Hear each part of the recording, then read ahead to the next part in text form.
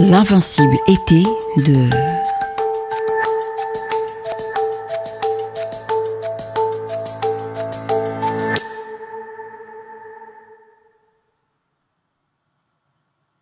Bonjour à tous, très heureux de vous retrouver. Bienvenue pour cette conversation en compagnie d'une écrivaine qu'on aime beaucoup, qui est d'abord une écrivaine pour la jeunesse, qui a publié de très nombreux livres pour le jeune public, qui a également écrit un certain nombre de scénarios. On y reviendra peut-être pendant cette conversation. Une auteure qui est surtout auteure d'une douzaine de romans, d'abord publiés aux éditions Gallimard, et je pense notamment à Rue Jean Dolent. On pense notamment aussi à un livre qui s'intitulait Les raisons de mon crime, ou un livre qui s'intitule La loi sauvage. Et puis des livres qui plus récemment ont été publiés aux éditions Flammarion. Nous reparlerons sans doute pendant cette conversation d'un livre qui s'intitule Je suis le genre de fille, qui est d'ailleurs un titre magnifique. Et puis, on va bien sûr parler avec elle de son nouveau roman, publié en janvier 2021 aux éditions Flammarion, qui s'intitule On était des poissons. J'ai le plaisir d'accueillir Nathalie Kuperman. Bonjour Bonjour. ma chère Nathalie. Bonjour. Très heureux de te retrouver donc pour parler avec toi à la fois de ton œuvre en général, mais plus particulièrement de ce nouveau roman qui s'intitule On était des poissons, publié aux éditions Flammarion. Un roman dans lequel tu mets en scène une sorte de huis clos à ciel ouvert entre une jeune fille d'une dizaine d'années qui s'appelle Agathe et sa mère, Alice, qui passe une semaine de vacances sur la Côte d'Azur, dans le Var, et une semaine de vacances qui va s'inscrire finalement de manière très forte dans la relation mère-fille, une relation mère-fille que vous avez d'ailleurs déjà explorée dans d'autres livres, une relation qui est ambiguë, une relation de fascination, une relation d'amour et en même temps parfois une relation qui peut avoir des côtés toxiques, j'ai envie de dire. Peut-être pour commencer, nous dire un petit mot de cela, de cette idée du duo mère-fille, qui est un sujet qui vous a beaucoup intéressé et que vous réattaquez cette fois-ci dans ce livre-là. On était des poissons, avec bien sûr des angles différents, des manières différentes, mais en tout cas cette volonté de travailler autour de ce duo mère-fille. Peut-être pouvez-vous nous dire un mot de cela pour commencer. D'accord.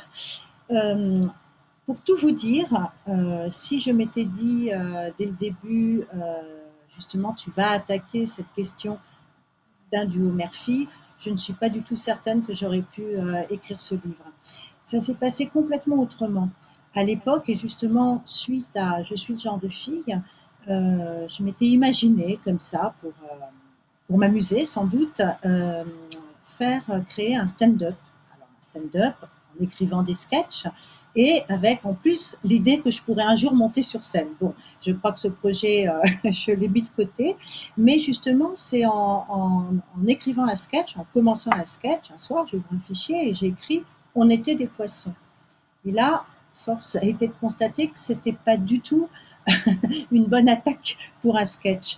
Et au lieu de faire ce que je faisais d'habitude, c'est-à-dire de jeter le fichier, bizarrement, j'ai écrit la suite dans une espèce de mouvement et j'ai mis ces paroles justement dans la bouche d'une mère qui s'adressait à sa fille sur une plage.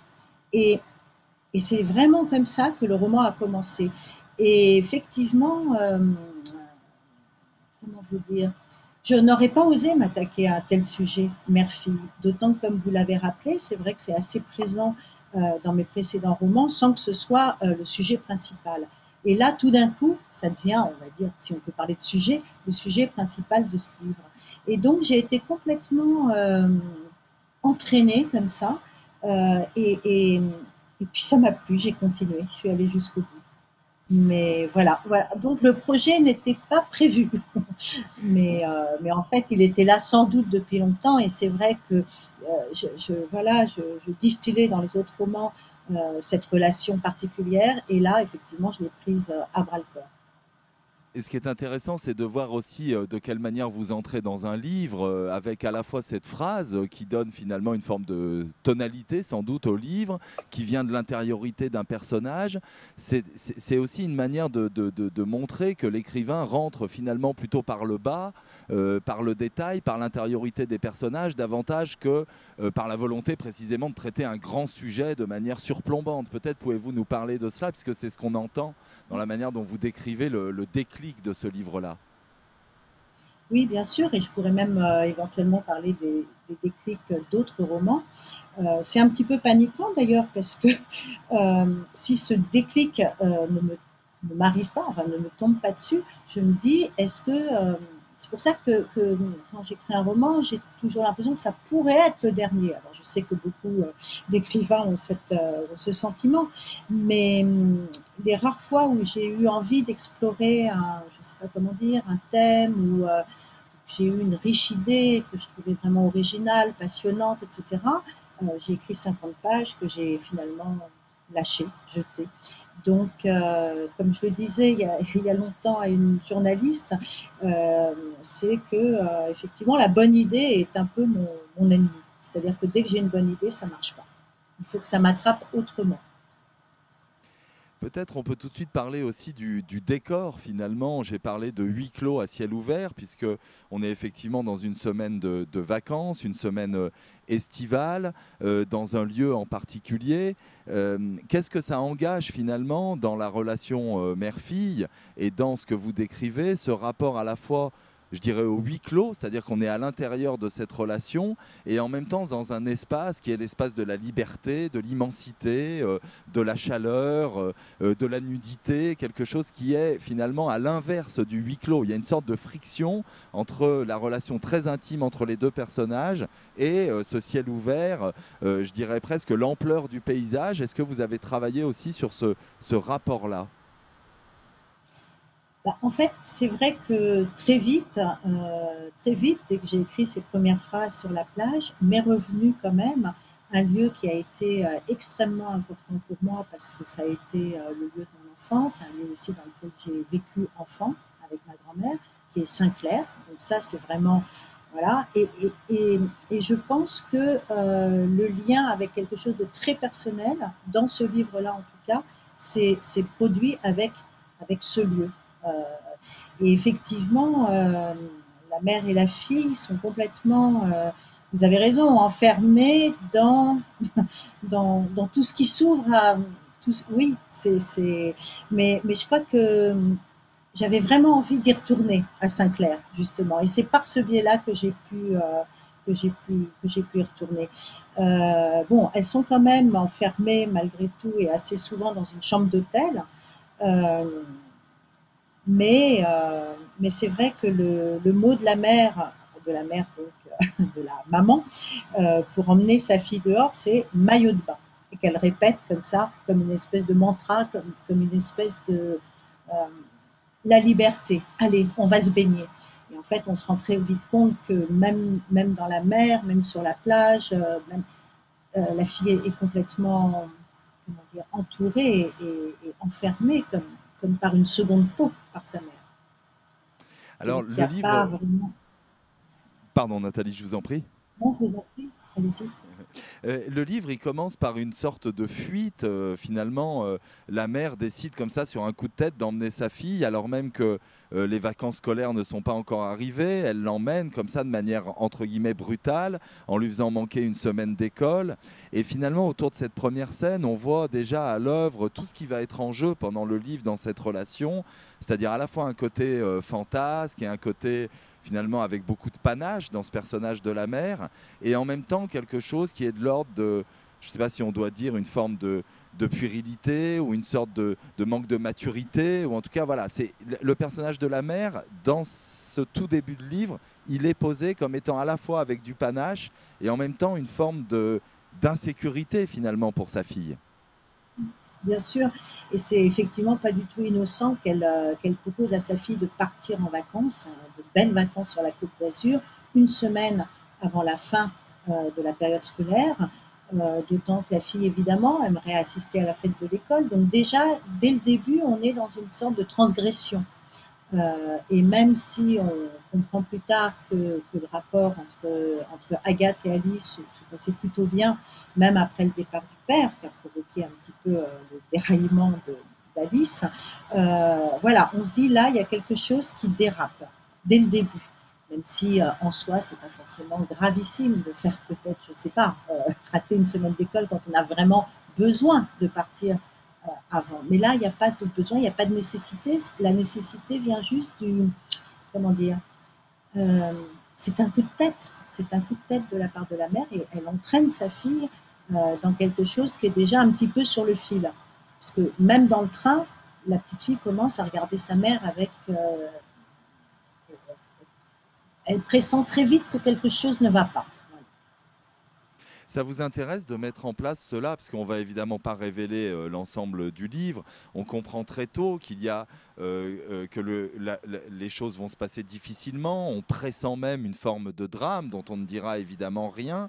Ça vous intéresse de travailler là-dessus sur, je sais pas, ce qu'on pourrait presque appeler l'inquiétante étrangeté du réel ou de la normalité, de jouer sur cette ligne de crête entre normalité et folie, entre étrangeté et normalité. On a le sentiment que c'est vraiment une ligne de crête qui vous intéresse à la fois dans les personnages et dans l'écriture aussi, parce que c'est une manière de rendre compte de cela.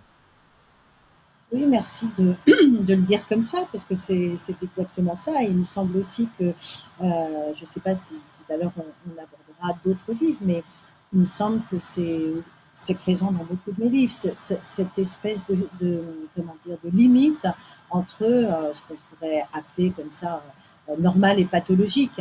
Et cette mère, elle est tout le temps finalement, oui, sur cette corde raide. Comment qu'est-ce qui fait qu'on bascule en fait. Et ce qui m'intéresse, c'est ce moment juste avant qu'on bascule. Et bon, le problème effectivement dans ce livre, c'est qu'elle entraîne quelqu'un avec elle.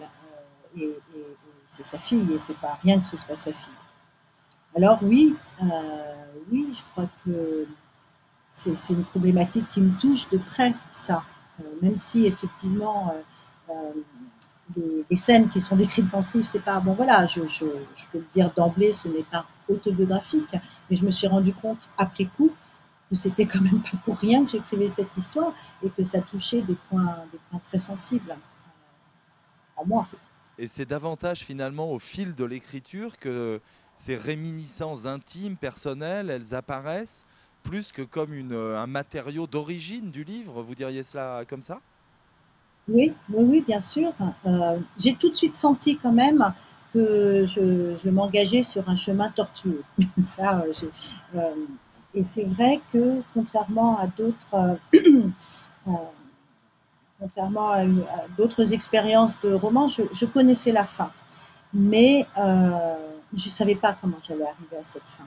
Et donc, c'était vraiment, oui, oui, c'est vrai que c'est un peu un exercice d'équilibriste, à l'image un peu de l'exercice d'équilibriste aussi que Agathe, la fille, euh, fait avec sa mère, c'est-à-dire qu'elle est tout le temps en train d'essayer d'évaluer dans quel état elle est, comment elle doit répondre à ça, qu'est-ce que voilà, je pense que la petite fille était un petit peu, oui, maintenant que je peux le dire comme ça, à l'image de ce que je faisais en écrivant ce livre. Hmm. Essayer de ne pas tomber d'un côté ou de l'autre, de rester tout le temps tendu finalement. Il y a une chose qui caractérise la mère, on pourrait dire, c'est l'excès, puisque finalement, lorsqu'elle est trop aimante, elle a une sorte de manière d'envelopper sa fille qui est presque étouffante lorsqu'elle est dans des périodes où elle a un rapport fusionnel avec elle, et elle est d'une certaine manière très cruelle, trop cruelle, voire même parfois sadique, on a l'impression vis-à-vis de sa fille. Elle est trop, cette mère, elle est parfois trop aimante, mais parfois trop cruelle. Est-ce que vous diriez que c'est un personnage comme ça qui dit aussi l'excès dans le rapport au monde? Bah, dans le rapport au monde, je ne sais pas, mais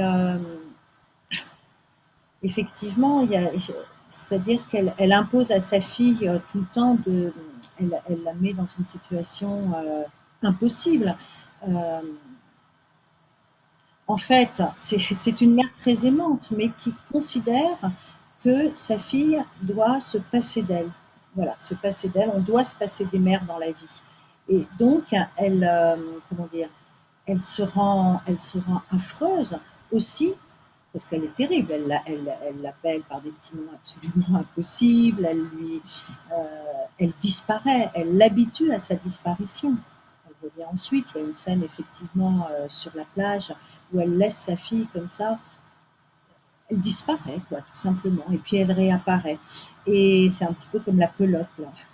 Mais, comment dire, euh, donc elle lui dit déteste-moi, aime-moi, et surtout prends ton indépendance. Et donc c'est un message qu'effectivement aucun enfant de 10 ans ne peut comprendre. Il peut simplement essayer de se faufiler au milieu de tout ça pour comprendre quelque chose plus tard pour sa vie, je ne sais pas.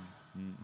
Elle dit à un moment donné, d'ailleurs, Agathe, que sa mère lui parle comme l'adulte qu'elle n'est pas encore et comme le bébé qu'elle n'est plus. C'est une belle Oui, image pour justement décaler ses points de vue et le rapport à la parole aussi. oui, oui, oui, c'est vrai. Euh, ouais, disons que c'est une espèce, comment dire, elle l'emmène avec elle pour, elle la teste aussi en permanence, c'est-à-dire qu'elle essaye aussi de voir dans quelle mesure sa fille est capable, jusqu'où sa fille va être capable de supporter euh, sa folie. Alors je dis ce mot folie qui est un mot un petit peu rapide et qui ne dit pas grand-chose, mais elle la confronte à sa propre, à ses propres délires. Enfin, effectivement, elle est extrêmement sadique, mais dès qu'elle est sadique, elle s'en veut, évidemment, parce que c'est pas une question d'amour, hein. Elle l'aime, quoi. Mais à trop aimer, on fait du mal aussi. Et il y a une chose qu'on n'a pas précisée, c'est qu'il y a aussi un rapport temporel, c'est-à-dire qu'il y a à la fois le présent de cette semaine de vacances, et puis l'idée finalement que cette semaine de vacances, elle est revue, revisitée par Agathe bien des années plus tard. Et du coup, ça crée aussi une narration qui est intéressante. J'aimerais bien peut-être que vous nous parliez de ça, c'est-à-dire comment est-ce que c'est à la fois la vision à hauteur d'enfant et en même temps la vision a posteriori de quelqu'un qui se souvient de cette semaine-là. Les deux plans narratifs, ils étaient à articuler. Comment est-ce que vous avez travaillé sur cette question-là? Oui, justement, je pense que le fait que ce soit que le personnage d'Agathe soit finalement une femme qui revienne finalement sur les lieux et qui, pendant son trajet, se souvient de cette semaine de vacances, ça m'a permis aussi d'être, je pense, enfin de ne pas faire semblant, enfin de ne pas, parce qu'il y a beaucoup de dialogues hein, effectivement dans le livre entre la mère et la fille, et je ne voulais pas je voulais que les dialogues, ce soient des souvenirs, que cette narratrice se souvienne de ce qu'elle avait dit. Et donc, ça ne m'obligeait pas à parler comme un enfant parle. J'essayais d'être au plus juste du sentiment, mais pas forcément de ce qu'un enfant de 11 ans pourrait comme ça dire. Donc c'était cette articulation entre les deux période, les deux âges de cette même narratrice, enfin de la narratrice, donc de cette même personne, qui était aussi là encore une, un fil vraiment, il fallait être très très très précis dans le langage de cet enfant. Et je pense qu'en effet, si c'était l'enfant qui, à l'instant T, enfin, racontait l'histoire, ça n'aurait pas du tout donné la même chose. Et moi, j'avais besoin vraiment de ce recul de l'adulte sur cette période de l'enfance. Il y a aussi l'idée presque du roman d'une époque, parce que finalement, le temps que vous décrivez, alors vous évoquiez le fait que c'était peut-être en résonance avec votre propre enfance, mais finalement, ce petit hôtel sur la Côte d'Azur, la manière dont on s'inscrit aussi aujourd'hui dans le rapport même au tourisme, etc., on a l'impression, une autre époque. Est-ce que vous aviez aussi envie de vous replonger, alors je ne sais pas si on doit parler de nostalgie ou pas, mais en tout cas de vous replonger dans une époque qui nous fait penser aussi que les choses se sont accélérées dans les 50 dernières années dans le rapport au monde. Oui, alors c'est vrai, c'est étonnant ce que vous dites parce que le roman, en fait, est censé se passer dans les années 2000 peu près, hein, si j'ai bien calculé, puisqu'il y a quand même la présence du portable. Euh, et donc, effectivement, du temps de mon enfance, il n'y avait absolument pas de portable. Et je pense qu'effectivement, il y a une espèce de mélange là et certaines personnes m'ont dit, oui, donc il y a je ne sais combien de temps, enfin, l'ont situé dans les années 70-80. Euh, et je crois que oui, là, avec ça, j'étais un petit peu entre deux feux, c'est-à-dire, je pense que mon envie de retourner dans cette époque-là et effectivement, la nostalgie de ce qu'était Saint-Clair, ce petit village à l'époque, euh, cette envie était très forte, quitte à parfois peut-être avoir eu des difficultés à préciser vraiment le moment pendant lequel se passait l'histoire. Donc c'est drôle, ça fait un petit flou comme ça. Ah oui, c'est un Et flou ben, je peux effectivement te que dire le que lecteur ressent hein, très fort. Enfin, il me semble en tout cas qu'il y oui, a. Mais en même temps, on pourrait rapprocher ça presque d'une dimension de fable finalement, puisqu'il y a à la fois du réalisme dans ce livre, mais aussi un côté, oui, je dis fable ou conte un peu moderne. Il y a une dimension presque de mythologie là-dedans. Vous l'avez envisagé comme ça aussi? je l'ai pas, en tout cas, je peux tout à fait comprendre après coup qu'on puisse. Oui, c'est vrai, il y a des personnages secondaires. C'est surtout les personnages secondaires qui, à mon avis, donnent cette épaisseur au texte. Par exemple, la logeuse, la patronne de l'hôtel, la citadelle, dans lequel sont installées Agathe et Alice, est tantôt ange, tantôt sorcière. Euh, la petite fille s'attache à elle comme à quelqu'un qui a au moins les pieds sur terre, et puis tout d'un coup, cette femme devient totalement monstrueuse, et puis elle redevient. Tout est mouvant, de même que son fils, Herbert, cette espèce de type poisseux, raciste, agressif. Il y a aussi comment Séraphine, la femme de chambre qui est muette, et ça c'est un personnage qui a beaucoup d'importance aussi, et qui observe Agathe et ce qu'elle traverse et qui est en compréhension avec elle et qui interviendra un peu plus tard. Oui, il y a des personnages comme ça qui sont de pensées qui sont issus d'un conte. Oui, c'est exactement ça. Oui. Mais parce que Agathe étant tellement déstabilisée, et d'ailleurs il y a beaucoup de scènes aussi qui se passent, des scènes aquatiques, hein, des scènes qui se passent sur un matelas pneumatique, des scènes qui se passent sur un radeau, sur un bateau. Et donc sur l'eau ça tangue toujours un petit peu, et c'est exactement à l'image des rapports pour la mère et la fille.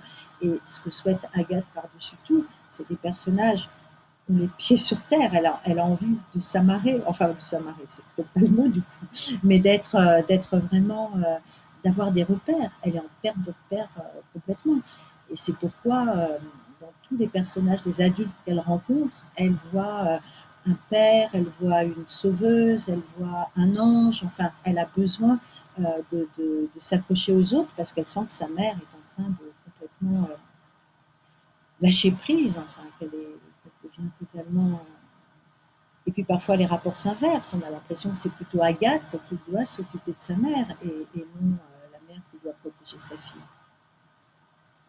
Ce qu'il y a aussi chez Agathe, c'est qu'il y a un autre moyen de s'échapper finalement, on peut dire, mais s'échappe-t-elle vraiment du réel?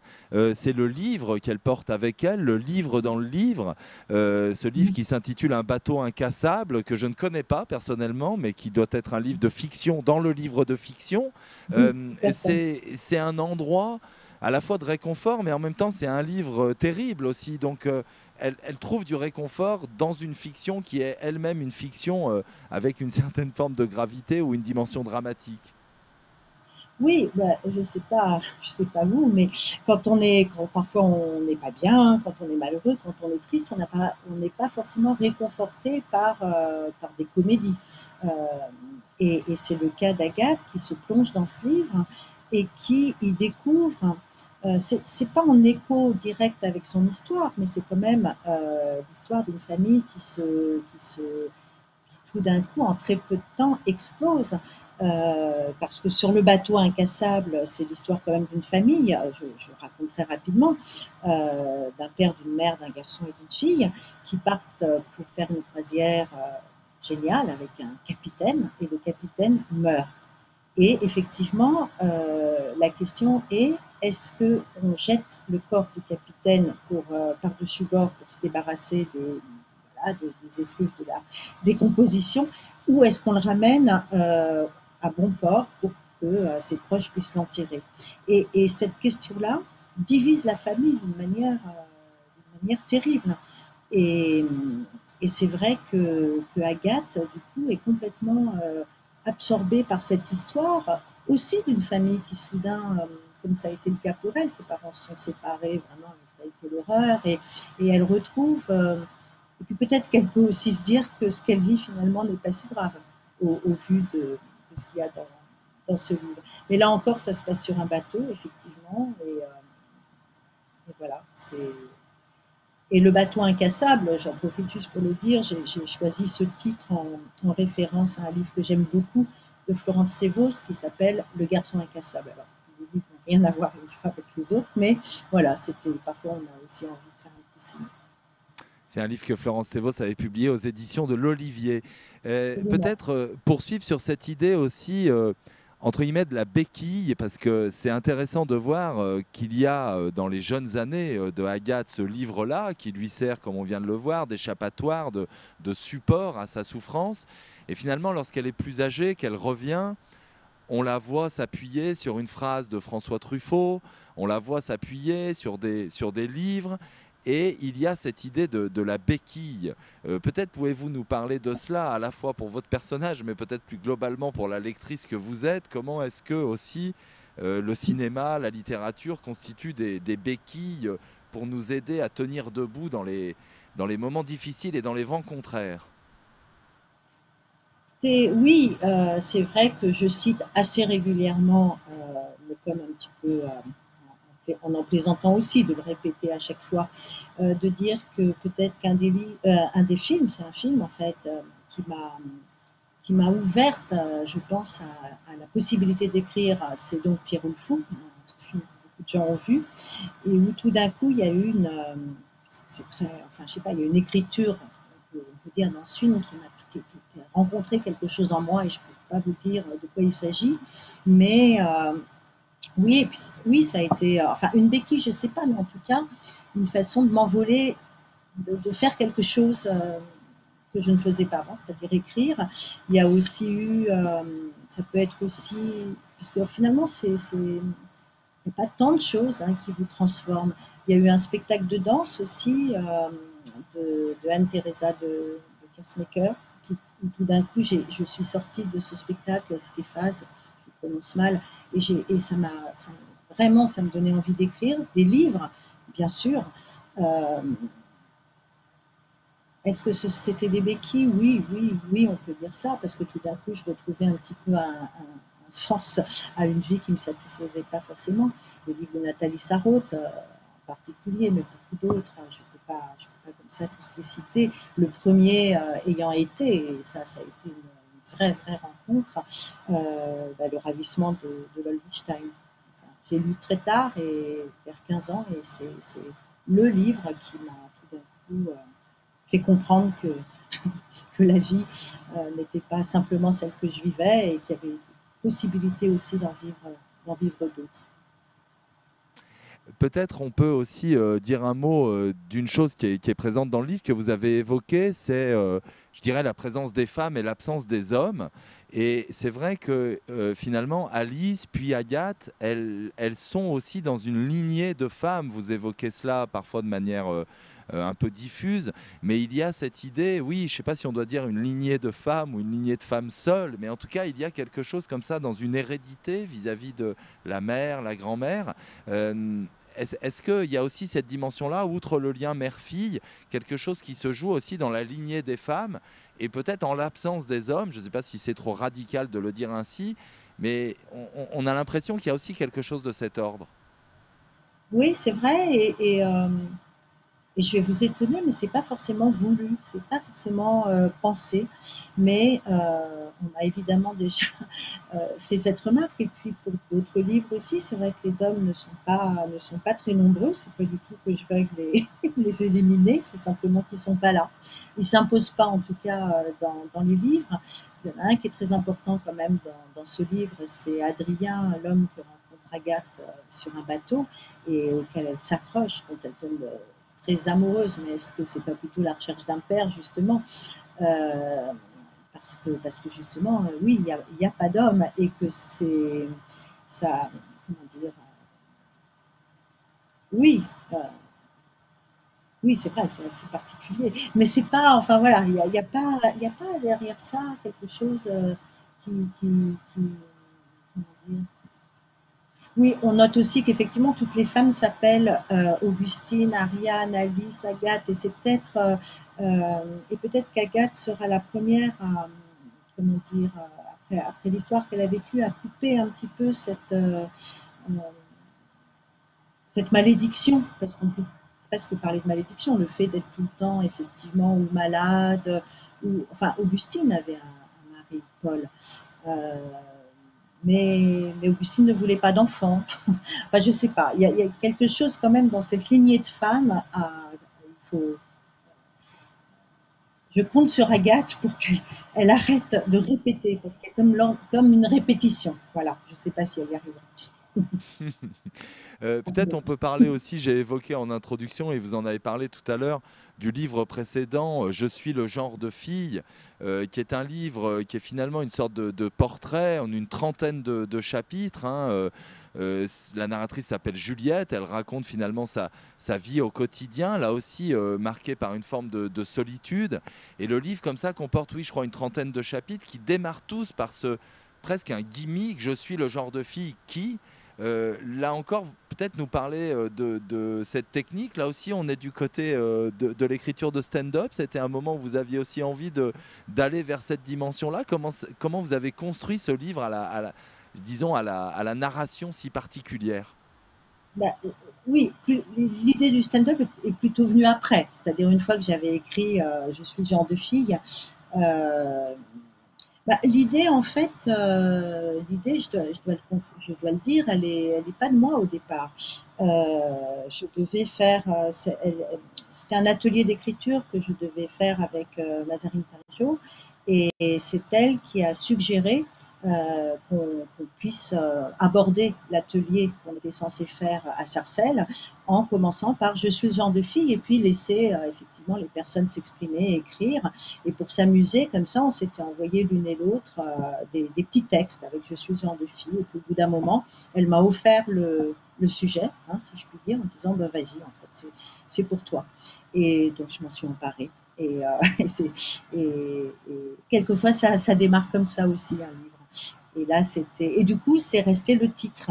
Mais je suis le genre de fille, voilà, il faut rendre à César ce qui est à César. Mais en tout cas, ça a été un bon moteur parce que c'est vraiment un livre que j'ai. Ouais, effectivement, oui, je me suis amusée. Je peux pas. Je me suis amusée. Même si effectivement, on retrouve, et surtout vers la fin, un rapport à la mer qui, pour le coup, dans Je suis le genre de fille, est bien plus autobiographique que celui que je décris dans On était des poissons.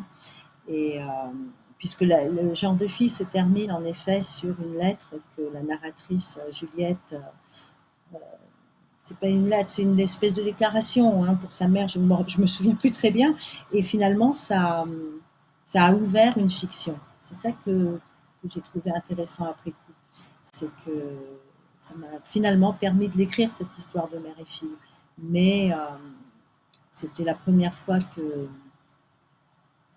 ouais, que j'abordais vraiment cette relation. Et quand je dis que c'est pas autobiographique, bien sûr, parce que l'autobiographie, qu'est-ce que c'est finalement? Si, c'est peut-être autobiographique aussi. J'ai quand même eu une mère qui a fait quelques petits séjours voilà, en hôpital psychiatrique, et pourtant elle ressemble pas du tout à Alice. C'est marrant, j'ai transposé, j'ai fait comme j'ai pu. L'alchimie de la littérature.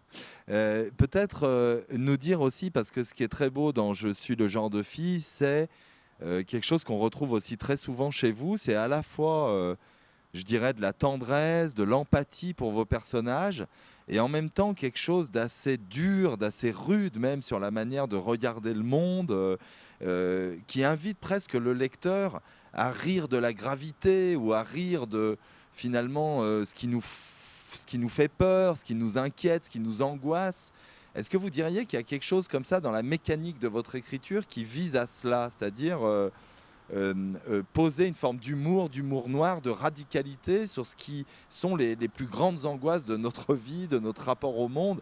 Là, dans le cas de Juliette, c'est la solitude, c'est l'impression de n'avoir pas de temps, de n'avoir pas de vie sociale, c'est la difficulté à trouver un intérêt dans le travail.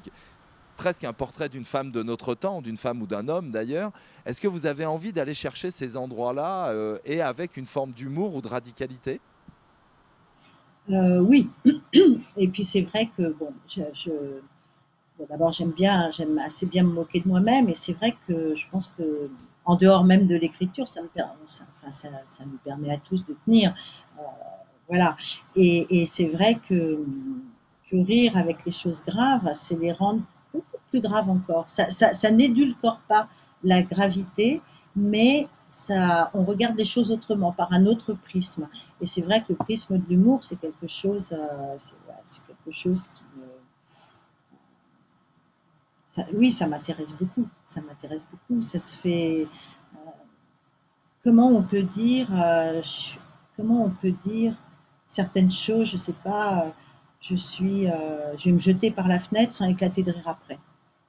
Enfin, je sais pas. Non, je dis peut-être n'importe quoi, mais c'est vrai que ça aide beaucoup. Enfin,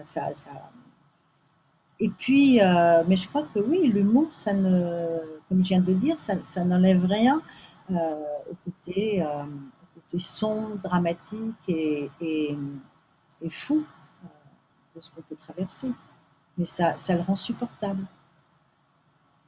Enfin, je ne sais pas si j'ai répondu. Mais bien sûr, je comprends très bien ce que vous voulez dire. Il y a peut-être encore quelques questions, parce qu'il y a une chose qu'on n'a pas abordée et qui me semble aussi très forte dans ces livres-là. On pourrait penser aussi au livre qui s'intitule Les raisons de mon crime. C'est, je dirais, presque l'aspect social de vos personnages, c'est-à-dire que vous mettez en scène aussi des personnages qui sont, alors je ne sais pas si on doit dire des gens normaux, des gens ordinaires, des gens de peu, mais je pense par exemple à Marianne, cette jeune femme qui est au chômage. On peut ramener jusqu'à Juliette ou d'autres personnages. C'est aussi de mettre en scène je dirais peut-être des personnages, des individus qui dans la société n'ont pas forcément de visibilité. Est-ce que c'est une manière de comment dire, de faire en place une comédie humaine, quelque chose de cet ordre? Est-ce que c'est une volonté aussi de vous attacher à des personnages, je dis ordinaires, peut-être n'est-ce pas le bon terme? Peut-être vous pouvez nous parler de cette dimension-là. En fait, je crois surtout dans le cas, par exemple, du livre que vous avez cité, Les raisons de mon crime, j'ai aussi écrit ce roman parce que je traversais une période effectivement très difficile. Euh, J'étais effectivement au chômage. J'ai effectivement une cousine qui, elle, n'est pas au chômage, mais qui vit dans une situation sociale absolument terrible. Et que, oui, il a quand même vraiment, c'était venu d'un passage à vide et d'essayer de comprendre ce qui se jouait là, à ce moment-là. Et de toute façon, a priori, c'est vrai que je m'intéresse quand même à ce qui se passe dans le monde et à cette époque qu'on traverse. Alors, bon, l'époque qu'on traverse en ce moment précisément est encore plus particulière, est vraiment très particulière. Et je pense d'ailleurs que beaucoup d'écrits vont émerger de cette folie qu'on est en train de vivre. Mais oui, et puis nous étions des êtres vivants. Je m'intéressais à effectivement les salariés qui, d'une minute à l'autre, étaient menacés de perdre leur emploi. Et c'est vrai que c'est des questions oui, bien sûr, qui m'intéressent. Et après, je ne suis pas forcément bien armée pour parler de tout ça. Et je prends d'ailleurs rarement la parole Et c'est vrai que quand j'étais invitée, lorsque j'ai écrit Nous étions des êtres vivants, c'était souvent autour de sujets très sociologiques, sur le travail, etc. Mais parfois, je me sentais presque dans l'imposture, parce que je n'étais pas une spécialiste du droit du travail, évidemment. Mais ce sont des sujets, bien sûr, qui m'intéressent et parfois me- comment dire, me dépriment un peu aussi. Oui, enfin, vous dites que vous n'êtes pas une spécialiste du droit du travail, évidemment, mais vous êtes une spécialiste de la littérature et j'ai envie de dire du langage. Et ce qui était à l'œuvre dans Nous étions des êtres vivants, c'était aussi le rapport à la déshumanisation par le travail, mais aussi par le langage de l'entreprise, le langage du management. Et ça, évidemment, c'est le cœur, je dirais, de votre réflexion en tant qu'écrivaine, de comprendre ce qui se niche dans le langage. Oui, et d'ailleurs, c'est ça qui m'intéresse, parce que c'est peut-être aussi la seule chose que je peux analyser un peu plus finement. Et c'est vrai que quand j'écoute les discours, quand j'entends les gens parler justement de ce qu'ils traversent, ou des discours politiques, hein, tout simplement, le langage est très symptomatique d'un état d'esprit, d'une époque, je ne sais pas, parce on est tous pris dans une époque et pourtant on ne parle pas tous de la même façon. Mais bien sûr, décortiquer le langage, et ça, j'y suis bien évidemment très sensible. Évidemment. Euh, Le langage est politique. oui. Peut-être pour boucler la boucle, on peut parler d'un dernier livre. On aura navigué au fil de votre œuvre, hein, Oui, Nathalie, et je trouve que c'est ça qui est intéressant de comprendre les enjeux, les résonances, les échos qui peuvent exister entre différents livres. Et il me semble qu'autour du langage, du travail et finalement autour de la relation mère-fille, il faut qu'on parle de ce livre qui s'intitule La loi sauvage, puisque là, on est au cœur de cela, une mère dont le travail est de rédiger des modes d'emploi pour des appareils électroménagers et une mère qui se voit être comment dire, percutée par une phrase qui est la phrase de l'institutrice de sa fille qui lui dit «Votre fille est une catastrophe». Et finalement, la loi sauvage, on pourrait dire qu'il y a tout ça, c'est-à-dire à la fois la relation mère-fille, le langage, dans le travail, la déshumanisation, le rapport à la littérature. C'était ça la loi sauvage, notamment le rapport au langage, comment est-ce qu'une phrase, un mot peut à un moment donné percuter une vie. oui, je vous remercie beaucoup d'ailleurs de parler de la loi sauvage voilà. Euh, c'est vrai que le livre, pour le coup, est aussi est vraiment parti hein, sur cette phrase que j'ai entendue de la part de l'institutrice de ma fille, votre fille, c'est une catastrophe. Et c'est le mot peut-être catastrophe qui m'a saisi, euh, la façon dont la phrase était prononcée, qui a complètement bah, d'abord qui m'a bouleversée à un point tel que c'était pas normal que je sois à ce point-là bouleversée par une phrase lancée comme ça à la volée. Et c'est vrai que vous le disiez mieux que moi, la façon dont effectivement, mais c'est vrai, sur le mode d'emploi, elle rédige des modes d'emploi, mais dans sa vie, le mode d'emploi, elle ne le connaît pas. C'est-à-dire que, et un petit peu aussi comme cette femme, Alice, dans On était des poissons, c'est une femme qui est complètement tout le temps sur le fil et qui est en train de devenir complètement dingue et qui rédige des modes d'emploi pour les fours, mais qui tout d'un coup utilise son four comme coffre à jouets, enfin, qui veut pas utiliser les choses autour d'elle comme il faudrait qu'elle les utilise. Elle n'est pas dans le côté normal ne l'intéresse pas. Et en même temps, effectivement, de ce fait, elle est très isolée, très seule, très repoussée par les autres, et elle finit complètement sur, elle, sur elle-même avec ses codes, ses mots. Oui, oui, c'est vrai que c'est un livre sur le langage et je suis heureuse que vous me le disiez. Oui, et du coup, ça donne un livre qui, d'un point de vue narratif, est aussi passionnant, puisqu'il y a finalement l'adresse vers l'utilisateur du four, ce vous, Oui, qui devient une ouais, adresse presque à soi-même. Et là, on est aussi bien au sûr. cœur de la manière dont un écrivain malaxe le langage, comment est-ce qu'il met en place des focales, des endroits pour regarder le monde. Ça s'est fait comme ça au fil de l'écriture, cette dimension-là? Oui, je crois vraiment, oui, oui. cette phrase «Votre fille est une catastrophe» m'a finalement, et je remercie l'institutrice qui l'a prononcée, ouvert tout un monde. Heu et puis bon, il y avait aussi que j'avais envie quand même de parler des modes d'emploi parce que enfin c'est idiot et c'est anecdotique, mais il m'est arrivé d'acheter des objets et de les laisser dans un coin parce que je ne pouvais pas ouvrir le mode d'emploi. Donc je me suis amusée aussi à aller un petit peu à contre-courant de ce que de ce que je n'arrive pas, je sais pas. C'était mais oui, oui, oui, ce livre est, écoutez, je peux vous le dire, là, c'est vraiment peut-être celui qui m'a le plus.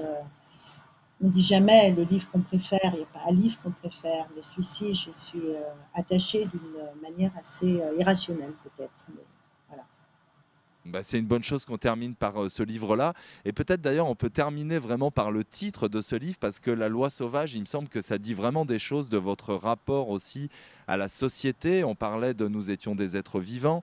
Il y a plein d'endroits où vous évoquez aussi cette dimension-là, c'est-à-dire la façon dont la loi ou dont les règles de la société constituent une forme de sauvagerie pour ceux qui la subissent, entre guillemets. Et finalement, là, c'est à un endroit précis dans ce livre-là, notamment l'humiliation d'une professeure, mais ça pourrait presque être un fil conducteur de votre œuvre en général. Ben, si c'est le cas, vraiment, je vous remercie de le dire parce que je prends, je prends. Je suis d'accord avec vous. Bien, mais écoutez, on va s'arrêter là, ma chère Nathalie. Merci beaucoup de cette traversée à la fois de votre œuvre et puis en particulier de ce livre. On était des poissons. C'était un vrai plaisir de vous entendre. Et je vous Merci remercie beaucoup. infiniment de votre présence. Merci à vous, Yann. Voilà. Merci beaucoup. Merci Nathalie, merci à vous. Bien, bah écoutez, on referme cette conversation en compagnie de Nathalie Kuperman, où on a pu entendre avec beaucoup de délicatesse de sa part la façon dont le matériau autobiographique peut s'insinuer, s'articuler avec l'écriture romanesque. Et c'est bien sûr une dimension de la littérature qui nous intéresse beaucoup et qu'on aime beaucoup chez Nathalie Kuperman en particulier. Je vous invite évidemment à retrouver ce livre-là, On était des poissons, publié chez Flammarion, le livre le plus récent de Nathalie, mais à retrouver aussi, vous avez pu voir qu'il y avait beaucoup de points communs et de résonances entre les livres. On a parlé pendant cette conversation de Les raisons de mon crime, on a parlé également de Nous étions des êtres vivants, de Je suis ce genre de fille, le genre de fille, pardon, et puis de La loi sauvage pour terminer, autant de livres que vous pouvez bien sûr retrouver chez vos libraires. Écoutez, cette deuxième semaine de la fête du livre de Bron 2021 s'achève. Nous vous donnons rendez-vous dès la semaine prochaine avec non pas un démarrage mercredi, mais un démarrage dès mardi soir, puisque l'entretien avec Hervé Letellier que nous avons dû reporter précédemment aura lieu dès mardi soir. Donc ce sera un grand plaisir de vous y retrouver et de commencer avec vous la dernière semaine de la fête du livre de Bron 2021. Merci à tous, excellente soirée et bonne lecture.